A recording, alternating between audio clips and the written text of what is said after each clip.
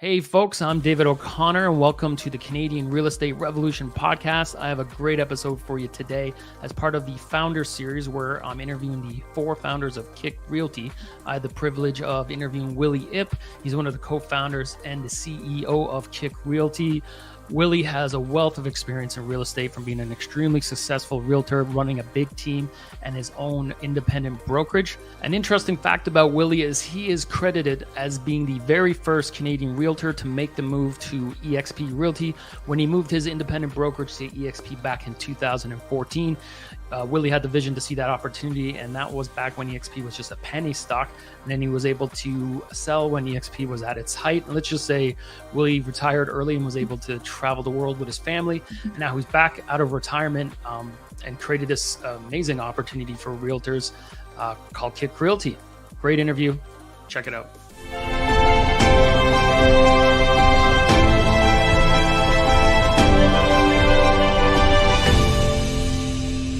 Thanks for joining me, Willie. Appreciate it.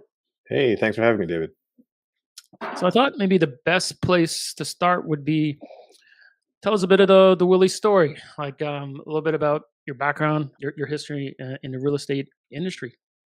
Yeah, sure. I mean, it's not exciting as a lot of folk. I got into the industry probably with, as most agents did, the lure of easy money and stuff like that, and learned right away that is definitely not the case. 3 years after I licensed in the mid 2000s, a former business partner convinced me to start up an independent real estate brokerage in Calgary here, without the intention of actually being a brokerage servicing agents. He actually owned a mortgage brokerage, and so our intention was, work together. However, due to our network, we had agents started coming to us, and in 2009 when we opened up, we ended up having more agents, which forced me to learn how to service agents, because that is a completely different side of the business, which I don't know if any real estate course teaches that event. They teach you the basics of what you have to do, and like all real estate courses, probably scare the bejesus out of you in terms of all the things you can run into, but not really truly understanding, what it takes to run a successful real estate brokerage. Kind of fast forward 5 years into about 2014, I believe, I was introduced to a new and upcoming kind of model called eXp Realty out of the US through one of my own agents, and through a series of conversations ended up connecting me to the founder at the time. Or currently still the founder, Glenn, and we had a lot of conversations. And it probably took several months before kind of financially made sense for me to look at a company like that. I think part of the reason was, my own brokerage was my own. Yeah. That sweat, and it's hard to let go. But mentally, I knew, one, how do I get out of this thing? And I was only 5 years in, and I was fairly young at the time. But part of me thought of, not that I wanted to leave the industry or anything like that, but what if, I broke my leg and I couldn't do the work, or couldn't service, or, things happen in life. I was a new father at the time. So, all those things kind of rolled in my mind. And then with a lot of conversations with the folk down there, and made me realize, okay, well, maybe that is, a better way to leverage. And the company at the time was arguably different than it is today. And I think all companies are like that, right? When you start out small, I think I was agent to 90 something within the company. So fairly young in the company as it stands today, kind of ended up, finding that our cultures and all that sort of aligned. And then, like I said, for me, there was a possible exit door should I ever want to exercise that. Right. So, I ended up staying with the company, and I believe the company had just IPO'd right before we joined on the OTC market in the US there. So, I learned a lot about shares and stuff like that at that point in time. And then I stayed on as, and arguably, I mean, a lot of people credit me for the first agent in Canada, but technically I'm the third. Ontario actually opened up before Alberta did. For EXP, yeah. for EXP with two agents, but I believe they were slightly older, and maybe not truly understanding what it was. And by the time we came on board, they were fairly unhappy with the company as it was. And shortly after they left, and we decided to kind of shut the Ontario operation, which wasn't really anything at the time, down anyways until we found a more suitable candidate. They had asked me, but I'm like, Ontario is just as far. Right. Right. And I wouldn't know how to effectively deal or manage with agents and deals. Licensing, sure, but that's just one aspect of things. So we closed it down until we found a more suitable candidate and kind of transferred 30 some agents I had at my independent brokerage over to EXP. And we started to slowly grow at that time. Things being a little bit more difficult, being new and arguably Canadian, when a model like this presented itself, the first reaction is, nope, I'm out. Don't want to sell your juice or or whatever, not truly understanding. But we had that, like I said, interesting enough, my old business partner and I had kind of conversed around a model like this even before this company was introduced to us. So we just didn't have the skill set or the knowledge or even the time to actually figure out how to do it. Yeah. And like I said, a decade ago, the times are different. And then now, fast forward a decade later after me joining, I think the model is still amazing. I personally believe the company is amazing. I just culturally, I think we learned a lot with an American focused company, and as close as we are to the US, I think we're just as far away Okay. in a lot of different aspects. Right. That led to a lot of frustrations for me. And so about 2 years ago, I decided to leave my position as a broker of record because I was getting further and further away from the agents. I dealt with them all the time, but I never saw them, not physically. And I truly believe real estate in all aspects of real estate is a people business. Yeah. Right. So that kind of fundamentally changed. What am I doing? I'm sitting behind a computer screen, three of them at one point, with 20 tabs on each screen, working all the time. And then with the success of EXP and the fact that I got to get in the beginning, it gave me the opportunity to be like, well, the exit's here. So it's my time to take it. Yeah. And just to go back, so so you are credited now as being the first EXP agent in Canada, because when those Yeah. two other left, so that's a feather in your cap for sure. Yeah. And I think you skated over getting into EXP, seeing that opportunity so early, and Mhm. getting into EXP at such an early stage. Everybody I met was like, if only I got in at which you were Canadian ground level and you were 200 something in all of the EXP company, right? Yeah. So to being able to get in and see it that early, that's phenomenal. Yeah. I think when they IPO'd on the OTC, I want to say it's around like 30 odd cents, if I remember correct, or at least that's the number I remember. I'm sure you can always look back in time. Being ground floor, obviously, there's a lot of inherent risk. That being Yeah, said, that's where the majority of the reward goes. I think the benefit of experience is that, you've gone through those trials and tribulations, and now you know what to avoid, and you hope that you can avoid those pitfalls yeah. moving forward in the future. And to put into perspective, if you got in at penny stock level, and then I believe the company peak was it 70, 80, or is that after $80 a share, or is that after the split?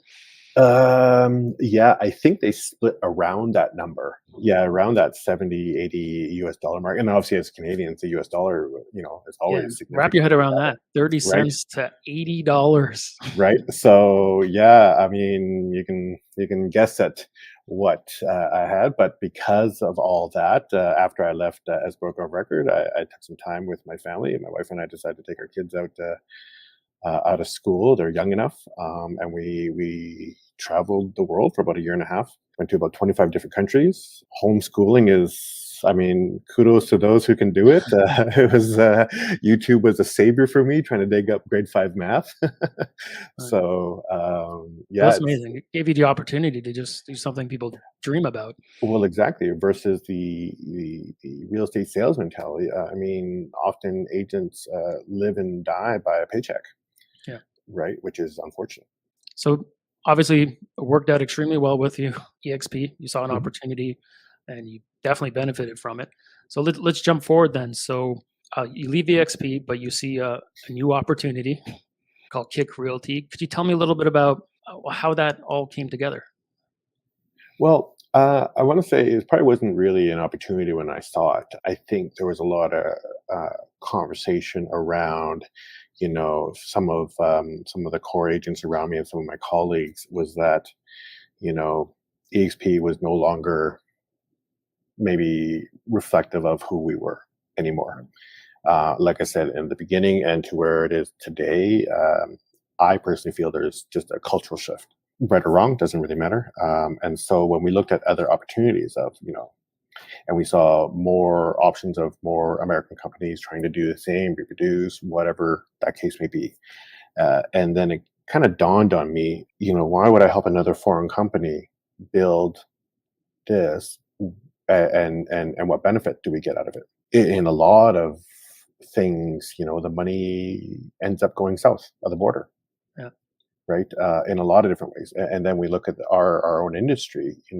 There's a handful of Canadian companies left, aside from some independents, right? So, the opportunity came down as, when I talked to my colleagues, I'm like, well, we know how to operate a brokerage. That's easy, right?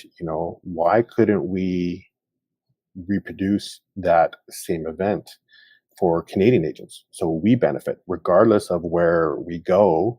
It'll be, I mean, a lot of agents talk to me about, do we want to expand further in US?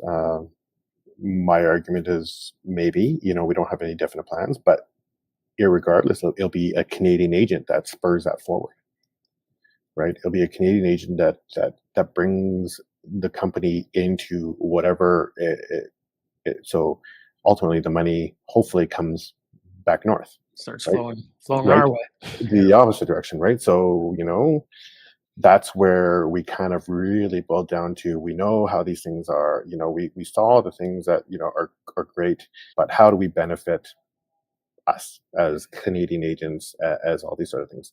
And then how can everyone win, not just a few select who are great at doing this or doing that, right? How can even the average, right?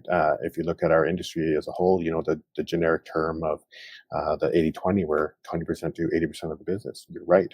But can we help some of that 80%, or can they benefit a little bit? right. So I think all those concepts mixed together is kind of how we came up with KIC Realty. And then I obviously I'm having conversations with all of the founders, so I'm piecing the whole puzzle together. Yep. So how did the four of you get together? Like how did that all happen? The four of us, so Michael, Michelle, and Ron, and myself. Michelle, obviously, she's the former controller at EXP Realty. So her and I, me being in my position, we worked fairly closely together, and we had talked about, when I was exiting and she was exiting, that maybe we wanted to do something together, not necessarily real estate related, but we saw in each other something that we felt we could work together with, which, kind of kept us in some sort of conversation as I was out of the country. Michael is outside the industry. And, one of the things when we started with KIC Realty, we knew, I mean, I have a very surface level knowledge of shares and that sort of thing. And Michelle has the financial accounting side of the shares. So we knew we were missing that piece of where we wanted to take KIC Realty. And once again, when I talked about exit in the past, that was very important to me. Just as I understand my own nature, behavior, sometimes when I'm done, I kind of want to go, right? I don't want to wait a year or 3 years to get out. I need to be able to leave. And I hope I don't get to that point. But one of the things was, that exit. So we were introduced to Michael actually through one of our agents, Herman. And Michael, I'm sure I talked to his background, but he's very knowledgeable and came out of retirement. So when Michelle and I were kind of building and forecasting all this stuff, I'm introduced it to Michael. Michael came back and wanted to be more involved. We kind of thought we might have something. at least on the financial market. And Ron, I didn't actually know Ron because he's in Ontario, and I didn't have a lot to do with Ontario agents. Obviously, you guys are the center of Canada, so which I Center of the appreciate. universe. Yeah, for sure. But sometimes it switches back from here and there, and we out in the West are always mad at the East. But so I didn't know Ron personally, and probably kind of he came in. I was becoming maybe more and more isolated in my work. Right, once again. Just the nature of that online business. But we were introduced to, Michelle knew Ron as the controller, right? Obviously worked with a lot of the agents. And we're actually introduced to all together by our former director, Deb Stevens, or Pleeman, as she is known today. And she kind of connected us all together. And I got involved, like I said, when we were looking at alternative brokerage models coming out of the US. Yeah. And so from the group of us, we kind of, some of us had kind of departed. It wasn't for them. And so what was left was the four of us that we kind of continued on just to see what would happen and how far we could take this. And then I inadvertently licensed ourselves one day, and then here we are. So without getting too into the weeds, but I did want to unpack the KIC model, the KIC Realty model a little bit. And basically what I think is the improvements you've made to some of the existing cloud-based models, if it's okay to go through them. So some of the logic, obviously, first and foremost, agents are focused on trading more real estate, right? And then, so the tech involved obviously is huge for that, and the supports. Can you talk a little bit about that? Then obviously the rev share model, which I know for a lot of agents, because especially in Ontario, it's not commonplace, but it's going to be commonplace. And some of the brilliant strokes, I think, of KIC Realty is the rev share model. And there's a few other things that I'll chat about as we go along. But what are some of the thought that went into these different pieces of the model? One of the things we wanted to really just say was, we're not changing the industry. We're not disrupting it. We're not, a technology company, that sort of thing. I personally have a love-hate relationship with technology. I think I mentioned I'm a default user for a lot of things, to my own dismay, but that's just how my mind works. And I think that probably reflects with a lot of agents, right? Technology can be an amazing tool, which is awesome, but can also be incredibly cumbersome. Right. And also baggage and anchors to what we do sometimes. So the idea with us is we wanted to try and keep things as simple as possible and streamlined, and also for the agent, but also for the brokerage itself. And why that was important is, what some of those lessons I learned from the previous place is, if everything bottlenecks at the brokerage end, it'll translate to the agent front. Right. So as simple as you make it for the agent, if it's still bottleneck somewhere, it's still a bottleneck in the whole system.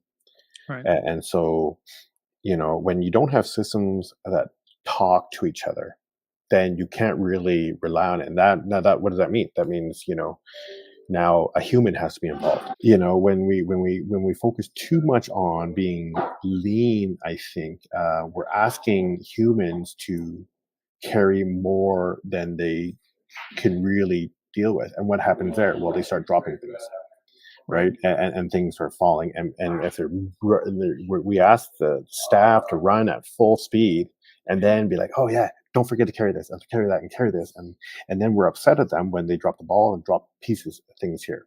And how does that work? Well, it translates to agents being frustrated, not getting paid in time, all those pieces that they're trying to conduct their business on.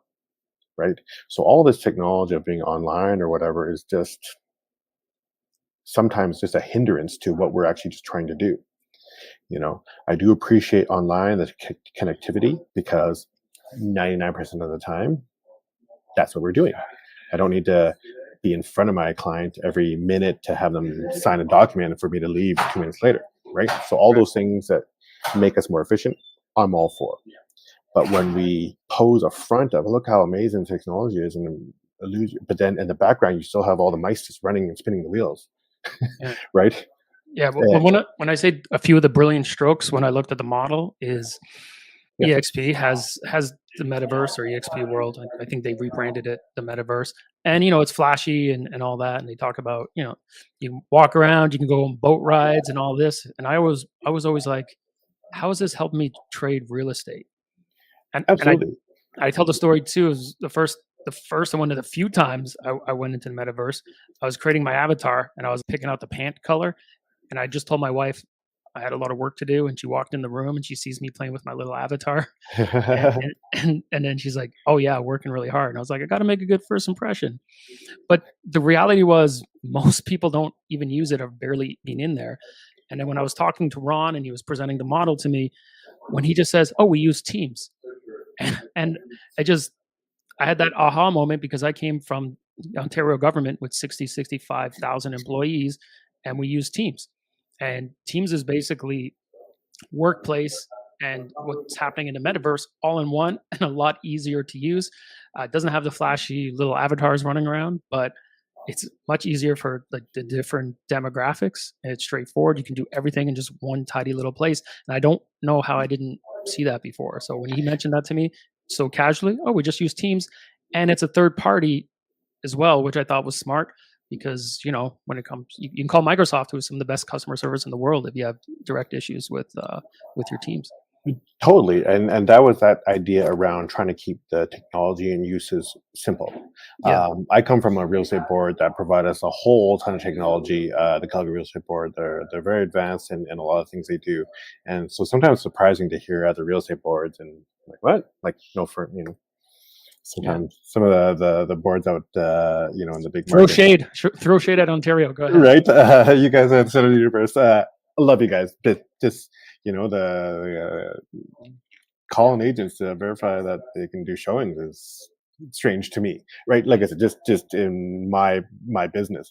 But yeah, one of the ideas we wanted to keep things simple, including how we communicate, right? I mean, most agents are working off their phone; they don't have time to log into the world. I think those things are actually fantastic, and if you actually hear why that is, it was a sense of place, which made perfect sense for a completely virtual environment, right? And you talked about building the avatar, and I think when Parm took over for me or joined EXP Realty in the past, she had mentioned that I needed to change my clothes because apparently I hadn't changed my avatar's clothes in like 6 years or something like that. What what are they going to think? Right? I'm like, oh, every day he's wearing the same clothes. It was a place to be. We were as staff required to log in, but when I stepped away, it was weird. Oh, Willie's in the office, but he's not. Right? I mean, but arguably, it was just in a sense of place, which was great. But you're right; it didn't actually help agents conduct business in a meaningful way. And even though the we could log into that environment, agents will still communicate the way they communicate. So we thought, well, why don't we just keep it simple? Try to, the experience that we learned was all the noise that came from this huge connection, and let's just try and streamline it to delivering to the agent what they hopefully just need now. And then when they have time to expand their knowledge and connect more, then they can start connecting. I mean, Microsoft is good and bad in all aspects. They're a giant monster. You're right, the third party. So we do have more support. We don't have to sort it out and deal with it ourselves, which requires time and resources. And like I mentioned, we're not touting ourselves as a technology company or owning that technology. I mean, the future is unwritten, so we'll walk down that path. But Teams seems to be a great communication tool. It's my first usage of it on a personal standpoint. I really like it because it allows me to, if I'm sitting at a desktop and I'm on the phone, I can just transfer to my phone and walk out very easily, and no one even is the wiser, right? It takes longer to connect to my Bluetooth in my vehicle than it does for me to transfer devices, and vice versa. So we wanted to keep things simple as possible, and then making sure that things worked out on the back end for us so that we can now actually focus on the people aspect, Yeah. right? Versus trying to fix things all the time. And then, you can only, you only so much attention span, right? And if we're constantly trying to fix with the technology or teaching, oh, hey, David, this is how you change your clothes in the avatar, which really means nothing at all, versus I'd rather talk to you about how you can construct a better clause, or keep you accountable in your own business practice. That's, I think, more important than, oh, you put on a holiday sweater. I think is also fun, but as humans go, I think that's the other aspect of what we're trying to do, is actually just bring that virtual culture back to a bit more of a tangibility, which, once again, I mentioned we're a people business, Yeah, including our agents, right? definitely. And full disclosure, what kind of brought me over was a combination of the model and the people I saw that were coming. And I didn't really zero in on the whole Canadian side of it, but now the being over here, well, just seeing the cultural difference of the interactions, I don't know, it's more Canadian. I'll just put it that way, which resonates really well with me. And I feel really good about the whole idea of keeping all this money in the country. Where I was just thinking about my old upline alone. Like five of my uplines is going down south. All my fees are going down south. I don't know the numbers, but I would say the vast majority of the Canadian real estate transactions, like the money going south, which I didn't feel great about. So they're kind of the three, well, the two reasons I came over. Plus, now that I come over, I feel really good about the Canadian part of it, the whole thing. Yeah, absolutely, right. And we can even expand that, money going south even to outside these types of brokerages, right? I mean, the other brands, right? The franchise holders, right? Yeah, And then arguably, I mean, Canadian agents are paying for the American lawsuits, or a yeah, portion of it, right? Like, I mean, how does that work? And yet we know real estate is conducted fairly differently. You know, uh, Part of my experience with EXP is I learned from a lot of my counterparts in the US and what they have to do, and a lot of them are very significantly different. And as part of that cultural piece, that I had conversations around with superiors or vice presidents or whomever I had to talk to, oh, why can't we do it this way? Why can't you do it that way? Can we? I'm like, well, it's against law, right? Regardless of us speaking the same language, we're clearly not understanding each other. There's nothing I can do to do it your way. If I could, I would, right? But I can't. So, and it was just a continual conversation, which just made me realize is that a lot of that mentality south of the border, just without being, I'm American. I agree, but you're in Canada or you're in China. You don't have those same rights, even though I respect your amendments. I joke about this all the time. I respect your Second Amendments. However, you have to leave your gun at the border, yeah, right? I don't know about you, but if I walk to the corner store or whatever and I forgot to lock my door, I probably continue on without going back, yeah. right? We just live in a completely different mindset and mentality. And the fact that, the people we work for couldn't quite grasp that. And it almost became a negative as to why we couldn't do the same things. Is this an oversimplification? But it's literally like a square peg in a round hole. Oh, They do things a certain way down there, but it just doesn't work up here. exactly. And it was just and that's just one aspect. It was just a constant argument, and just boiled down to, okay, then why are you here if you're not understanding? I mean, we look at other industries, that have failed, right? Like Target. Yeah, Everyone loves Target. Every time we go to the States, my kids always want to go to Target. Right? What's different? I don't know, but they do. Target came to Canada. They failed, and why did they fail? Because they didn't bring those American products with them. They sold the same things that we found here. So, like, oh, what's the difference between this or that? yeah. Right?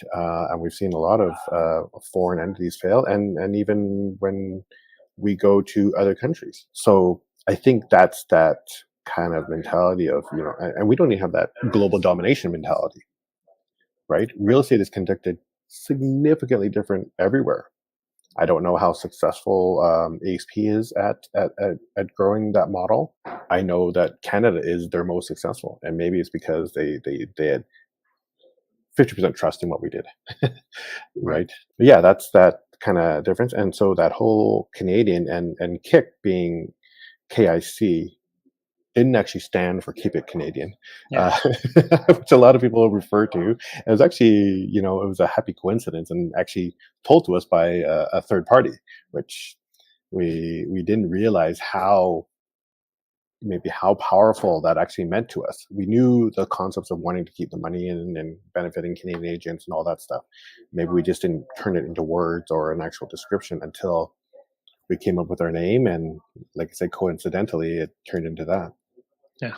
No, I love it. That's knowledge, integrity, community, which I really like that. Now, to kind of keep it on the topic of keeping it Canadian, how we help agents trade more real estate. The other thing I loved was some of the partners we have, and with one of the bigger ones being the CRM that we offer agents at KIC, which is Agent Locator, Canadian company based out of Toronto. I won't get in the weeds, but I've vetted both, like the program I was using at the old company versus this. Not only is it just better and the website's more aesthetically pleasing, but also has higher retention when people visit it. But when we talk about square peg round hole, I personally and a lot of agents under me when I was with the former company were having a lot of trouble with the MLS information. It was constantly getting corrupted. Just quick example, I set up market reports for clients of mine for residential homes, and in my community say they're around 600,000. Then they're messaging me saying, "Why is it saying the average price is $1 million?" And I realize, oh, it's pulling in all the commercial properties in the area, or out of market stuff. Or sometimes the feeds would just die and the pictures wouldn't come in, and I constantly had to double check everything I was doing. So now being with Canadian company, where the integration with their the data feeds from the MLS is so smooth, it doesn't seem like a big thing to focus on, but it's huge for my business because I don't look incompetent setting agents up with this information that's just completely inaccurate. Not all the time, but a good portion of the time. So that's another brilliant thing I thought, keeping it Canadian, but using a product like that, I was pretty impressed with. Yeah, Agent Locator. Obviously, a lot of agents have experience with that, and we like them as. I mean, one, it was Canadian, right? So we're able to support Canadian again as much as we want, and we did in the very beginning. We experimented with an American company, which offered a lot, which was great, but then it boiled down to some fundamental things of not being able to deal with a postal code, Yeah. right? And we're like, well, what do we do about that? Right? And the answers were just, shruggy. We're like, okay, well, that's not something that one, like I said, we're trying to keep things simple. You're aware IDX, their servicing and those websites are complicated, right? And the great thing about Agent Locator was, one, being Canadian, but being Canadian, I think helped them understand how Canadian real estate is conducted in Canada. We have Korea, and the difference between Korea and NAR is we've been a lot more protective of our brand and what those things, but they run things significantly different than how things are done in the US, especially when it comes to our MLS systems. Yeah. Right. In any given city in the US, you could have multiple systems. Right. And so I think maybe that's part of the misunderstanding. And when American companies come over here, they think that's how they do business. So therefore, it should be the same everywhere. And I think a service like Agent Locator, I think it just streamlines, understands. So at least we don't even have to deal with a minor issue like a postal code, which it's still one of those things that it baffles my mind, right? Yeah. It's just like when we used to travel in the US and using our credit cards at the gas station, you had to put in a zip code. And we're like, oh, what do we do, right? 90210. Right? You're like, okay, what's exactly 90210? Does that work? Okay, maybe, right? It's just a weird kind of thing that we learned that 49th parallel extends significantly in a lot of different places. Yeah, and Right? it wasn't just those products. There's a lot of, well, first of all, the sharing of information in Canada is a lot. It's not the same as the U.S. It's really strict up here, and they'd be rolling out different products. They just don't work here. Is plain and simple. So that was a bit frustrating. But so I love for the agent, growing their business, trading more real estate. We've got agents that get an Agent Locator account with their own CRM, their own website. You can generate leads. You can do all of that, which I think is phenomenal.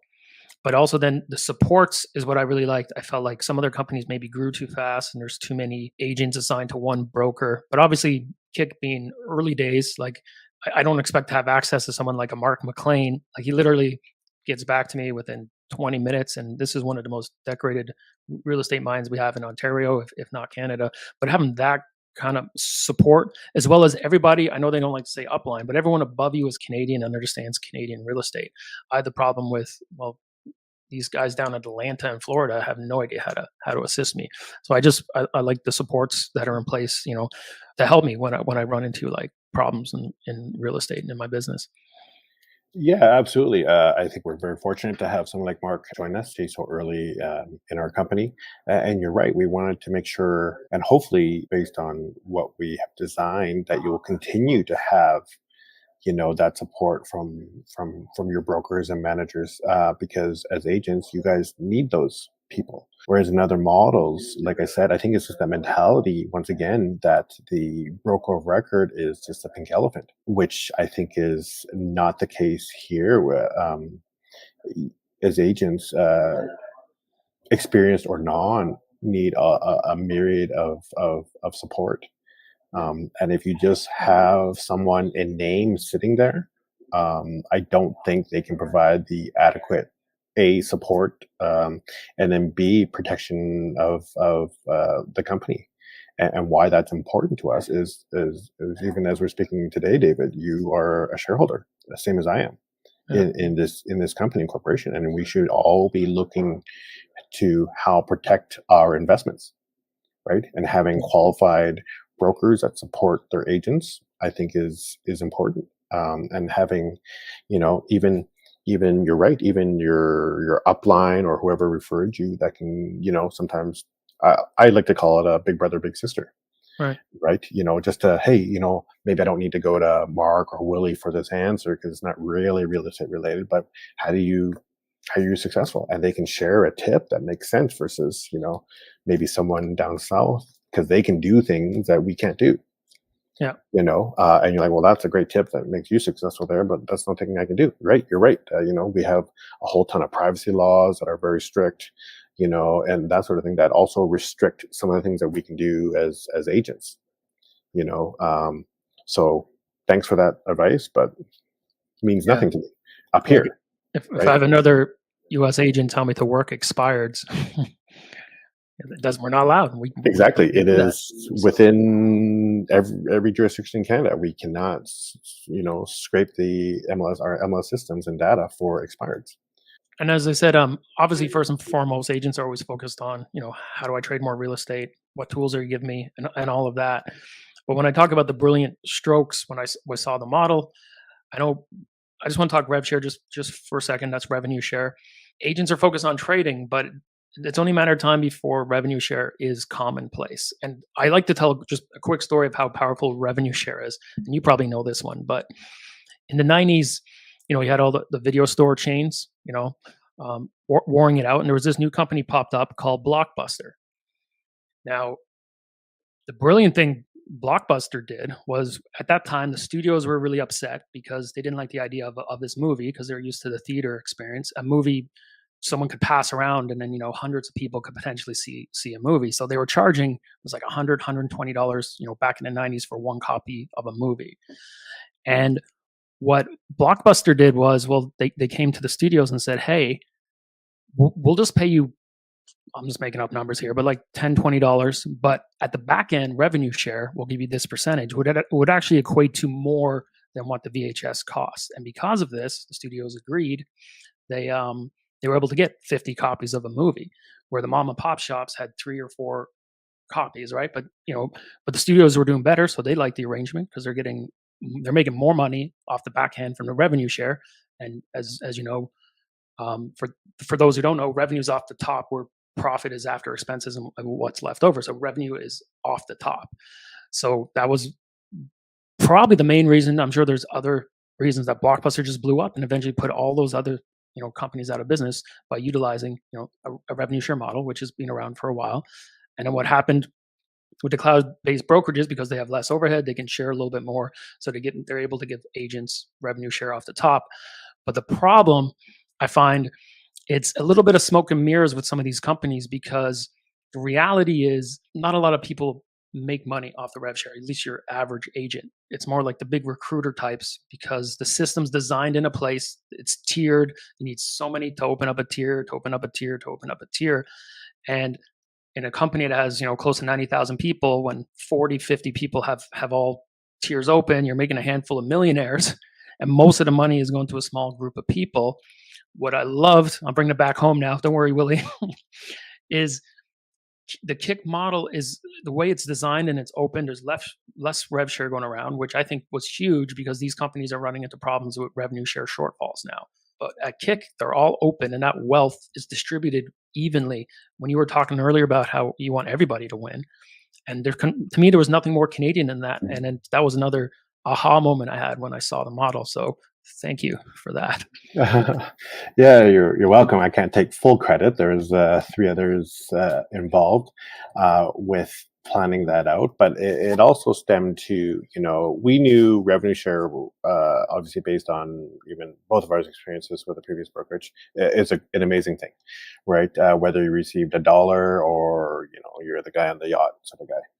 Yeah. At what point does revenue share change your life? Right, a coffee a month, a mortgage payment, a car payment, whatever that the yachts, and interesting enough, what I found really amusing was some of those big recruiters or whatever having to move states to find the lowest income tax bracket, right? Puerto Rico, right, which is amazing. If that's your only problem is trying to pay less taxes, I think that's amazing, right? So that aspect, you're right. Up here in Canada, we're like, okay, well, that's fantastic, and how those revenue share models are made. But we're like, on average, the average agent, if you came into real estate wanting, for whatever reason, I love houses, I want to show people houses, or whatever that reason was, you came in to do that job. Right, and that's what all the trainings available, all these tools we just talked about, agent locator, all these things help you do that. Talking to your broker, talking to your brother, your big brother, big sister, all that sort of thing is all about that. The recruiting aspect. I mean, in all brokerages, any brokerage, that happens, and that happens through agents typically. Right, through your signage in the ground, through your success, all those things, your face on a bus bench.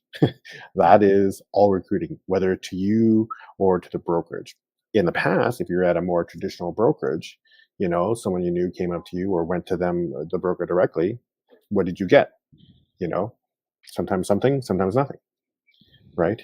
What I love about the revenue share system is that you introduced an agent to the company, you still get something from it. But what we want to be sure, like I mentioned, we wanted to build a profitable company. Yeah. Right. And so how does that work? Well, we can't give away all the profit. Right, because there's just no way around it. So we want to make sure that we knew that revenue share was a piece. Okay, we know it's amazing. We know people love it, whether you participate or not. You don't have to be like a super recruiter and that sort of thing. We'd rather have you find the right person to join us.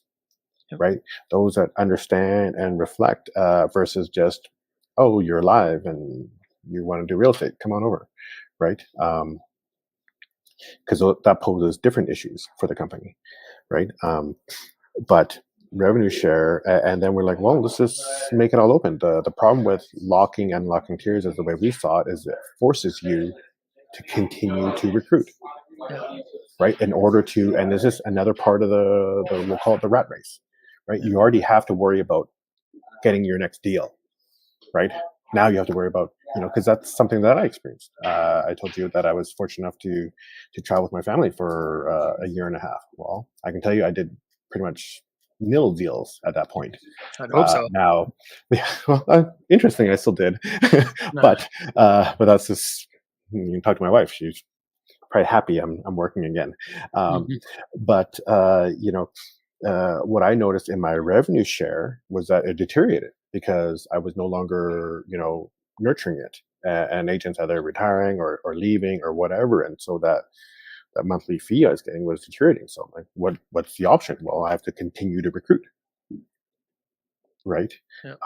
Or else it deteriorates on its own. With us, we're like, okay, probably the average agent doesn't do a whole lot of recruiting, just like the average agent doesn't do a lot of sales, Yeah. right? But how can we make them benefit? So that's where, this is, we wanted to create it fully open. It's still tiered, so you have a benefit of getting a downline, but it's fully open. So even if you didn't do a lot and someone you brought in did a little bit more, you have access to that entire system. You don't have to worry too much. You're not too you can still focus on what your core business is, which is real estate. Yep. And then I'm sure when you talk to Michelle, she'll tell you a little bit more about how we structured the revenue share fund and how everyone benefits from the company growing, right? Part of the reason why we wanted build a profitable company is so that we can deliver dividends to our shareholders. And we believe we've come up with a unique way to do that for all shareholders, regardless of you recruiting a whole bunch of agents or not. Yeah, So and for those watching, if you want to get in the weeds on that, I did interview Michael, so I'll put a link to that in the bottom. exactly. So someone else, Michael's the finance guys, can explain that a little bit better than I can. Yeah, but at the highest level, real estate agents get paid through doing transactions. What's happening here is there's additional revenue streams. You gain stock and ownership in the company through a few ways, like stock awards for basically doing what you're already doing, and also the opportunity to put a small percentage of your commissions towards company stock as well. And then there's the revenue share piece, which, as you mentioned, all levels are open. If you happen to bring somebody in, you're going to benefit from that. I think what's changing, though, is when that becomes commonplace, when all the brokerages are doing that, right? Before, when you're the companies that came first and were the trailblazers, they had a model that nobody could compete with.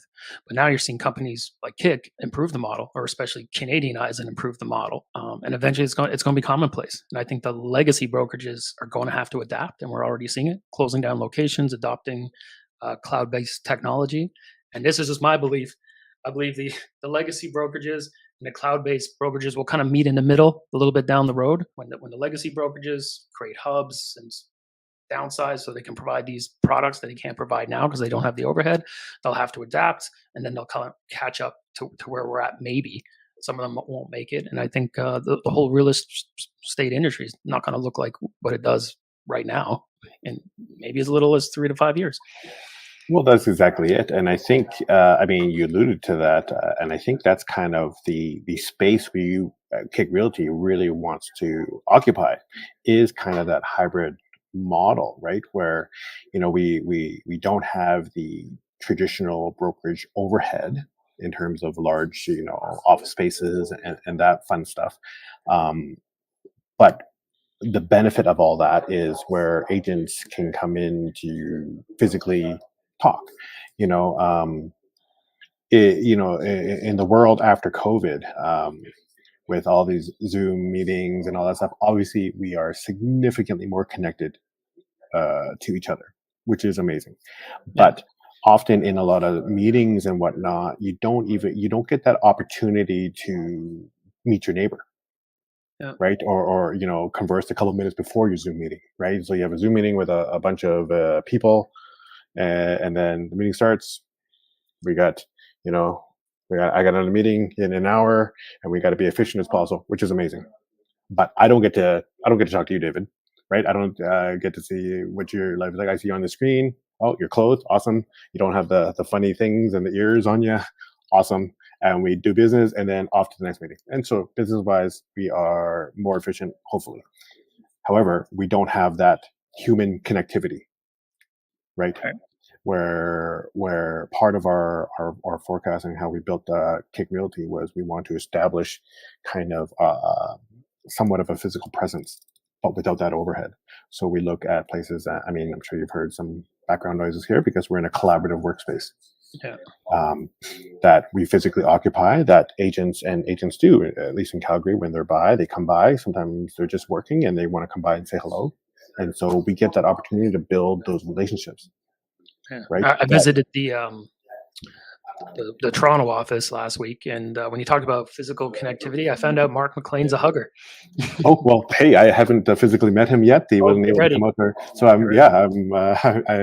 I can't wait to have some trips out to Toronto there too, right? So yeah, right, just those pieces that connect us more together versus just if we look at other programs, the monetary thing, which is great, right? The virtual thing, which is nice, right? But so and then how we connect business and make efficiencies in like teams communication. Like I said, we don't have to see each other every day, but when we have that opportunity to build that culture, which I think is and a lot of people talk about culture, um, but it really boils down to people and people doing it, right? If we don't make the effort to see each other, just in our personal lives with friends and whatnot, right?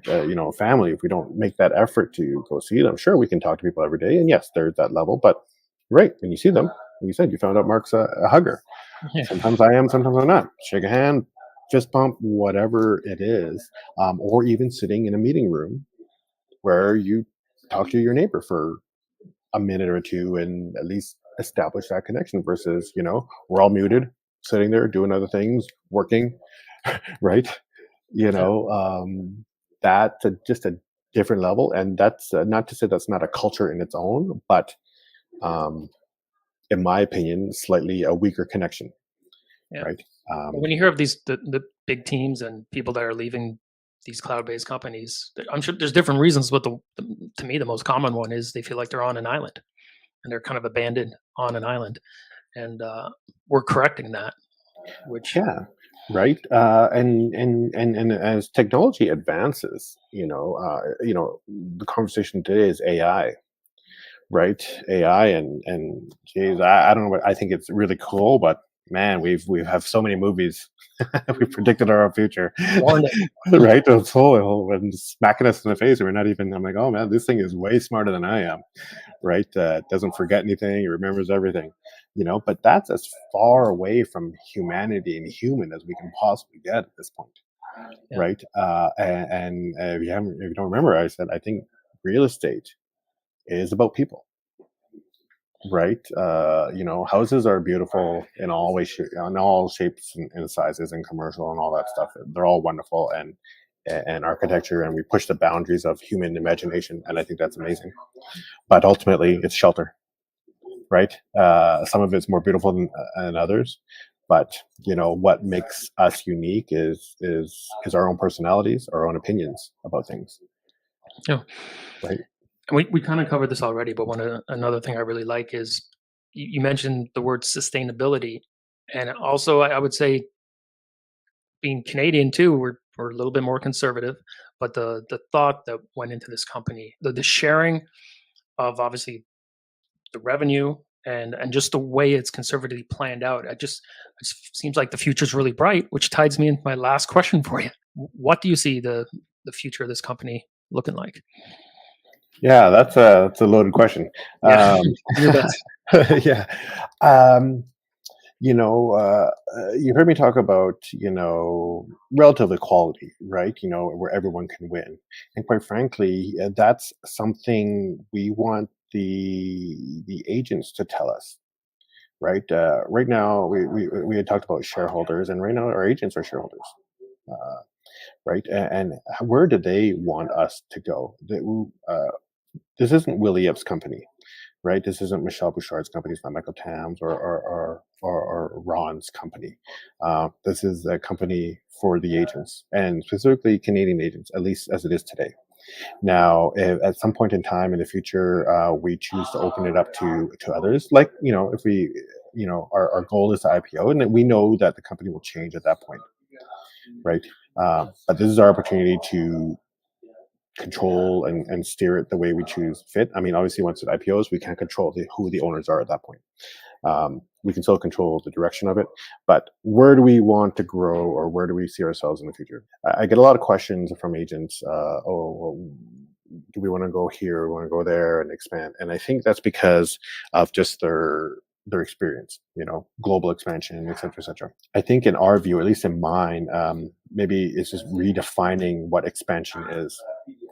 And expansion for me isn't necessarily geographic, but more in how we can expand our revenue base to benefit the shareholder. Right.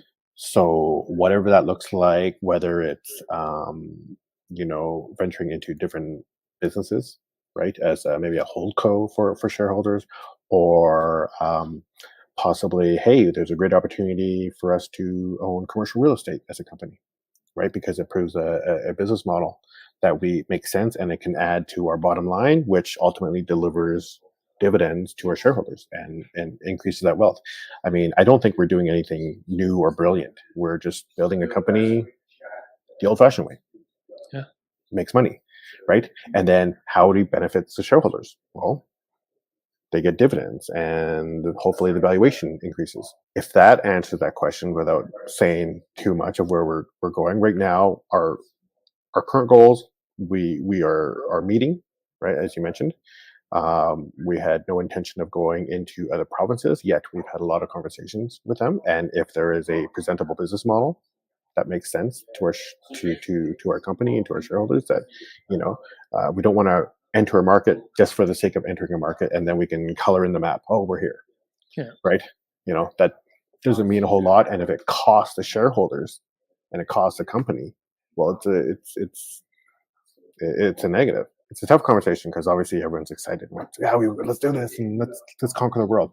Yes, but also you're right. Maybe being conservative is a more Canadian trait, right? We're primarily conservative in nature. Our forecast, in our opinion, has been very conservative in what our growth expectations are. For at least for me, the future's unwritten, and I would like the agents to lead us and tell us where. I mean, we're just being the stewards of this company, right, and ensuring that we have adequate balance, and we're being, making sure that we can deliver to the shareholders, deliver the promises that we're making, and have the agents decide where we go with this company. Yeah, what I really like is you've created a really strong base and foundation. And I feel like you need that before you can get creative and pivot and to go into other areas. You got to get your ABCs, the nice and stable, sturdy foundation before you can start going these different directions. And I think that's one of the things the company's doing very well. Yeah, exactly, right. So we modeled a financial model of it, which we feel has legs to run. And yeah, we've created that foundation, and now it's about strengthening that foundation. And then now, okay, well, the boat's ready to go, right? Yeah. It's most of the leaks are resolved, and now it's a matter of what direction do we want to go. All right, Willie, really, really appreciate you doing this. Well, thank you goes out to you and the founders for creating this opportunity for us. We're all really excited about it, and yeah, let's see what the future holds. You're very welcome, David, and I want to thank you for taking a chance on us. So, and it's going to be the efforts of someone like yourself that actually really propel us and the reason for our success. Oh, appreciate that. I won't let you down. Awesome. All right. Thanks, David. Thanks, Willie. Talk soon.